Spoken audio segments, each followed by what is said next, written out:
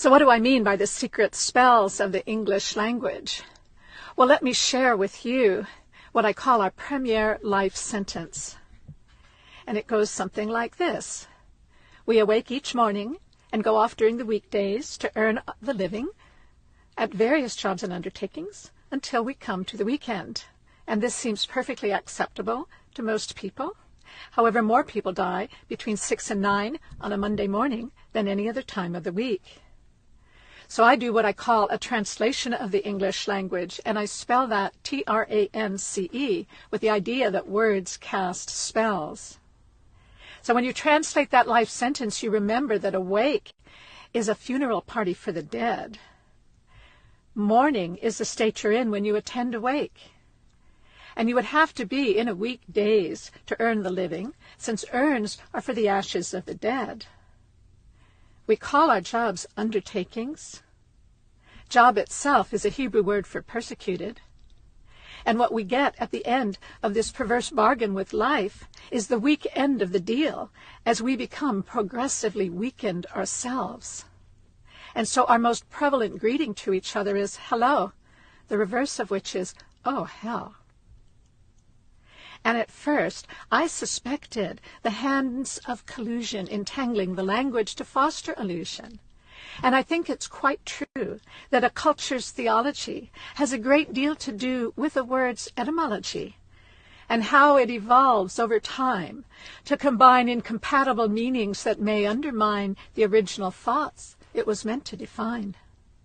But now, I don't think it's planned, for the thing that I've found is that like concepts can gravitate toward the same sound and vibrate at the rate that our thoughts designate. Because words are electromagnetic vibrations whose fine alphabetic tintinnabulations can take on the tint of our true expectations, which they then imprint on our metal of mind, causing sounds to adhere when they're all the same kind. Whoa, what? What?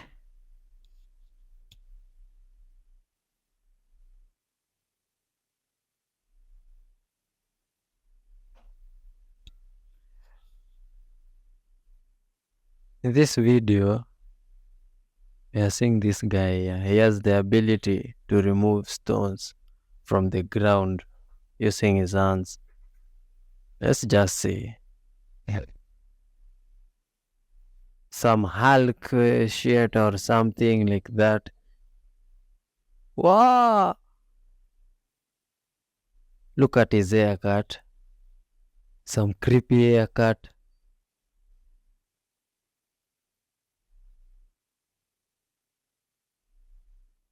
Whoa. That's it. And it's like he's talking to the stone or doing some funny stuff with some funny signing with his hands. You can see.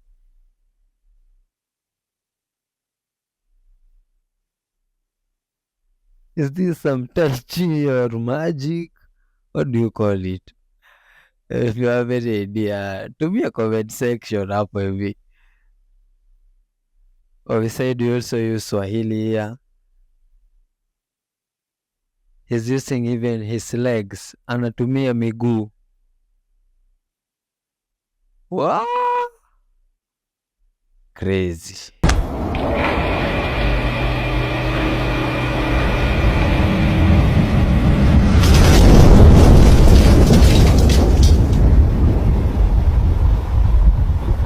Is that how an UFO looks like?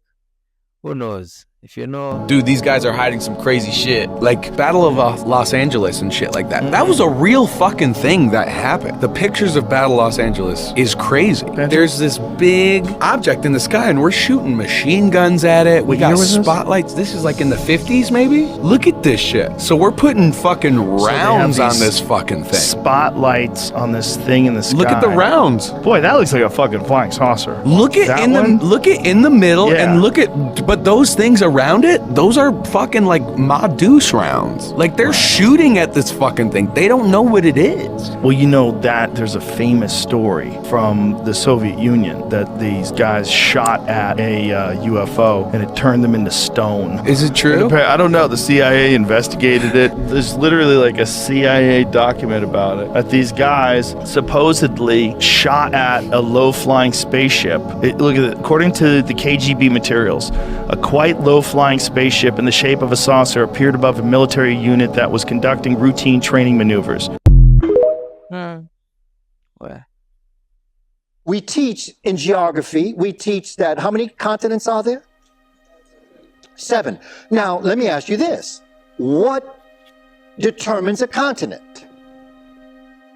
We define it as a large landmass surrounded on all sides by water. Look at Europe. Now, if you don't include Europe as a continent, you're going to get that answer wrong. But if you say that Europe is a continent, you are not correct, because Europe is not a continent. It is a peninsula. A peninsula is a large landmass surrounded on 3 sides by water. So why is Europe a continent? Because they wrote the textbook.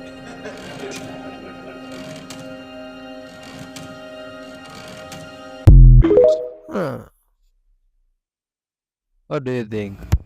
The fuck? I'm watching. You know what? What the fuck? I'm gonna just show you. The latest incident to spark debate and fascination among K-pop fans worldwide. Eerie footage from a recent concert by the popular Korean boy band The Boys has been making rounds on social media. The footage features Hyunjae, one of the performers, alone on stage. However, a chilling detail has fans and internet users freaked out. Whose hand is that?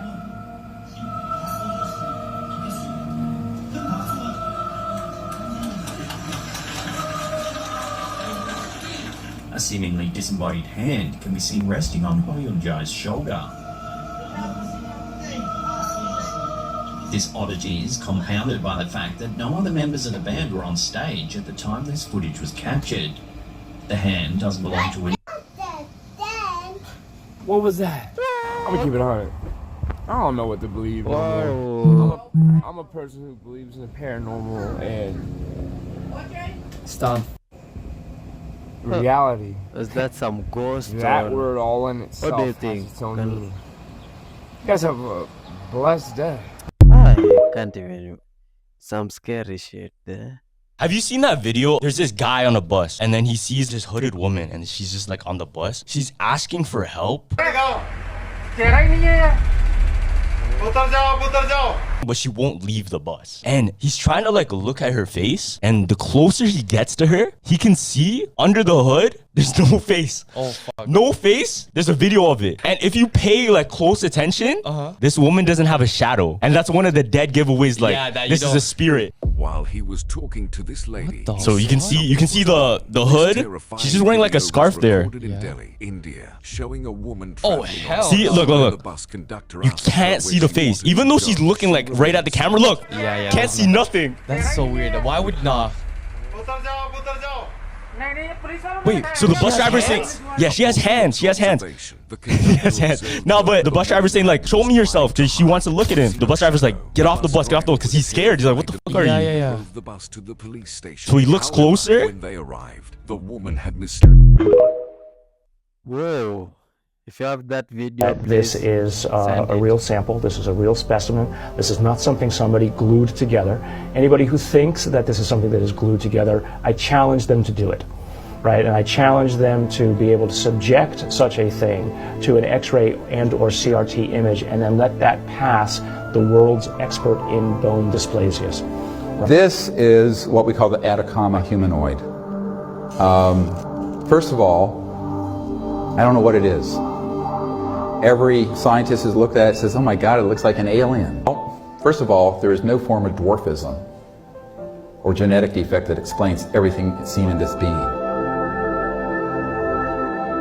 So one of the first things that Dr. Lockman immediately remarked upon was the shape of the head and the skull. that it was not something. The epiphyseal plates, if you look at the x-ray, which is the growth plates. You know when you have, the growth plates in a kid and they hurt their leg? The growth plates and the bone density is that of a 6 to 8 year old. All right, now call me crazy, but I'm just a doctor. But I can tell you, I've taken care of a lot of children that are 6 and 8 year olds. I've never seen one 6 inches tall. This is 6 inches, 13 centimeters. What 6 to 8 year old can live to be only 6 inches tall? Number one. Number two, how did it live? It was found in the driest place on earth, the Atacama Desert in Chile, northern Chile. What you'll also see is that he says it has 10 ribs. Occasionally there are human mutations where there's perhaps 11 ribs, but only rarely is it ever seen that there is 10. And then never are those kinds of mutations seen associated with the other features of the skull and or face. So you're actually out of the body when you're dreaming at night. So when you sleep for 7 or 8 hours, you're going to spend 3 hours. This is medical studies now. This is hard no science now. We've known this since the 1950s when we discovered the 4 brainwaves. You spend 3 hours out of the body into the 5th dimension. The question is, where do you go? Most people, because they don't know what they're doing, or because they're arguing with their wife, or they're worrying about problems, or because they had too many drugs, they go to the lower astral plane. That's a very bad neighborhood. Like hell. Well, except you can get out of it. Okay? Yeah. So it's like purgatory. Okay? Purgatory, okay. Whereas if you use the techniques I described in psychic protection techniques and more positive things, you can leave through the crown chakra, not through the 3rd chakra, which will take you to the lower astral. If you go to the crown chakra, which is where you want to go, now you go to the upper astral plane or the causal, mental, etheric, or even soul plane. Those are all positive dimensions. Okay. The only 2 negative dimensions are the lower astral plane and this one. We have a lot of problems here. But the other dimensions are all positive. And each dimension has a sound and certain characteristics that are relevant to it. For example, if you're out of the body and you hear the roar of the sea, you're on the astral plane. If you hear the tinkling of bells like in the New Age bookstore, now you're on the causal plane where the Akashic records are stored. If you hear the sound of running water, you're on the mental plane. And if you hear the buzzing of bees, you're on the etheric plane. Or if you hear the sound of a flute, you're on the soul plane. In 325 AD, Emperor Constantine decided that Christianity was too unwieldy of a religion. It was too complicated, too mysterious. There were too many moving parts, and it needed to be toned down a little bit, in part to get rid of some of the contradictions. Like, for example, the Trinity. It was driving everybody nuts, right? How does this work? He's what? And so Constantine said, I want 318 of you theologians to go to Nicaea and figure out how to make Christianity into something a little bit more manageable, because if Rome was already majority Christian at that point, if the Roman Empire is going to use Christianity as the state religion to manipulate people, we as the politician class need to be able to know what Christianity is. How can we manipulate people through religion if we don't understand the religion? So they get together at Nicaea. They come up with a solution for the Trinity. There were 30 Gospels. They threw 26 away. They ordered them destroyed. It didn't quite work. We have the other 26. Most of them were found in Egypt by a farmer who was in the desert digging up phosphorus, and he hit a jar with his shovel, and he heard it crack, and he pulled the jar out, and he saw these leather-bound books. I want to say it was 46, 47, and he pulls out the leather-bound books, and he's like, I don't know what these are, but I know who will know. And he was Muslim, he went to the nearby church, the Coptic Orthodox Church, and he handed them to the priest, and the priest went, oh, I know what these are. These are the 26 Apocrypha. And the church then immediately declared it a miracle that somehow the 26 Apocrypha had survived. And the Coptic Church claims that all 30 Gospels are legit and rejects the rejection of the 26 Apocrypha. Apocrypha means wrong, right? So it rejects the wrong, the declaration that they're wrong. At Nicaea, the 318 also had a conversation about one other problem. And the problem was, how to understand Christ's nature on earth. If he was God, then how did he manage sin, for example? There was a guy named Arius of Alexandria. He was actually from Cyrenaica. Long story. He was living in Alexandria. That's where he made his career. Arius of Alexandria went, here's my suggestion. Jesus was God, pure God, total God. As a result, he was never tempted. Done. No sin. But the majority said, no, that's wrong. Jesus was God in a man's body. The body was tempted. Therefore, he did experience what it would be like to be tempted, but because he was God, he overcame it, and there was no sin. That became Orthodox doctrine. The other part became heresy. It's known as the Arian heresy. Arian with an I, not a Y. I is Arius of Alexandria. Y is the horse people who conquered India and Ireland.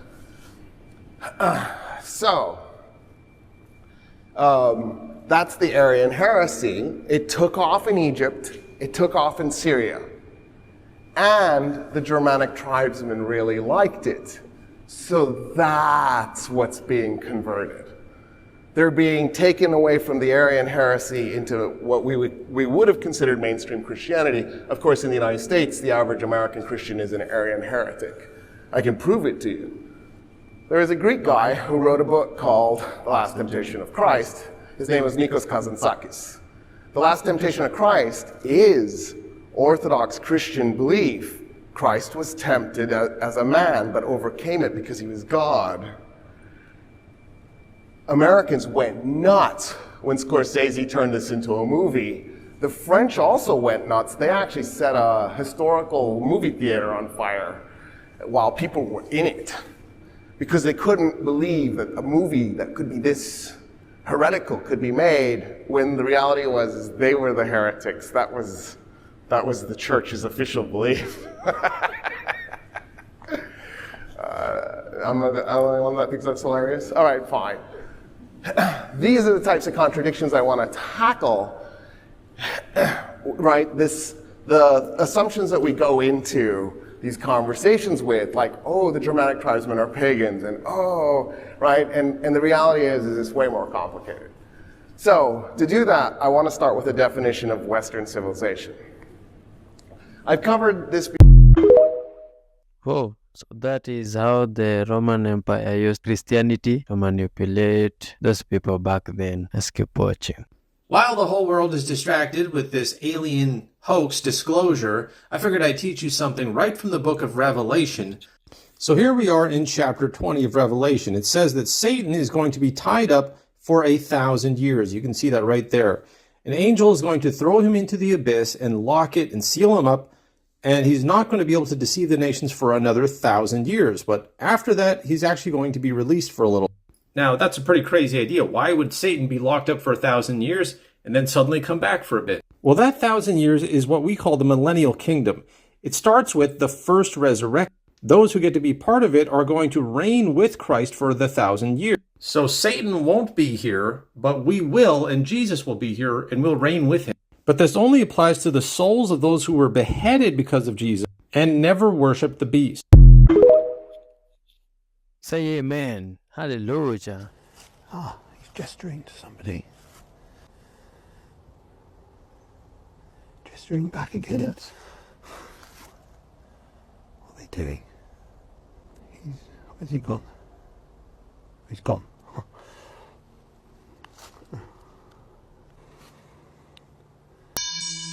Oh.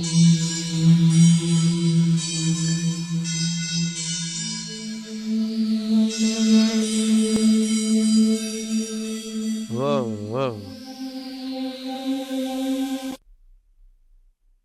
Oh, and on that last video, I've seen something like a crossbreed of a cat and something with wings. Who knows what it might be? Can tell us up in the comment section. It has been a pleasure being with you up to this far. Like always, keep it tuned for more creepy and conspiracy videos next time. Yo, wagwan, good day.